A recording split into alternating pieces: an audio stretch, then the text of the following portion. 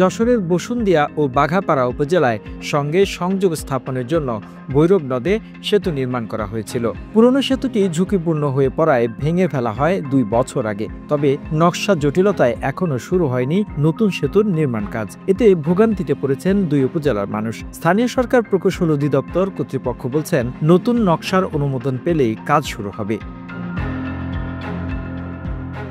LGED সূত্রে জানা গেছে, যশোর সদর উপজেলার বসুন্দিয়া মোড় হয়ে যশোর খুলনা মহাসড়ক দিয়ে বেরিয়ে গেছে বসুন্দিয়া নড়াইল সড়কটি। বসুন্দিয়া বাজারের শেষাংশে ভৈরব নদের দক্ষিণে সদর উপজেলা ও উত্তরে পড়েছে বাঘাপাড়া উপজেলা। এই দুটি উপজেলাকে সংযুক্ত করেছে ১৮০ ফুট দৈর্ঘ্যের ভৈরব সেতু। এতে দূরত্ব কমেছে প্রায় ৪৫ কিলোমিটার।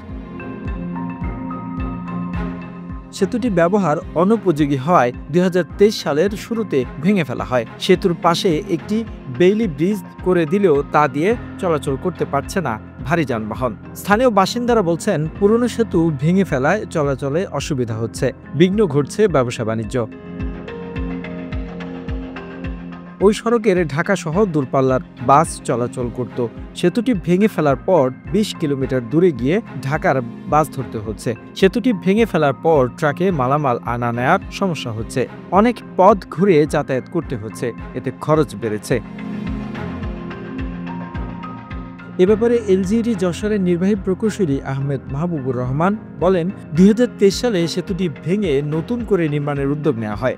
অভ্যন্তরীণ নৌ পরিবহন কর্তৃপক্ষকে চিঠি দেওয়া হয়েছে। তাদের মতামতের ভিত্তিতে নকশাটি সংশোধনের জন্য পাঠানো হয়েছে। নতুন নকশার অনুমোদন পেলেই কাজ শুরু হবে। বিআইডব্লিউটিএ থেকে এই ব্রিজ করার জন্য বিআইডব্লিউটিএ বরাবর এটা এনওসির জন্য আবেদন করা হয়।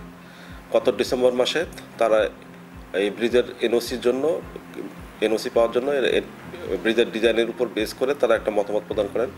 সেই মতামতের উপর বেস করে আমাদের সাপোর্টিং রোড ব্রিজের প্রকল্প পরিচালক বরাবর এই ব্রিজের ডিজাইন সংশোধনের জন্য চিঠি প্রস্তুত করা হয়েছে। সংশোধিত ডিজাইন আসলেই সেই সংশোধিত ডিজাইন মোতাবেক এই ব্রিজের কাজটি সম্পন্ন করা হবে। The news Bangladesh desk report.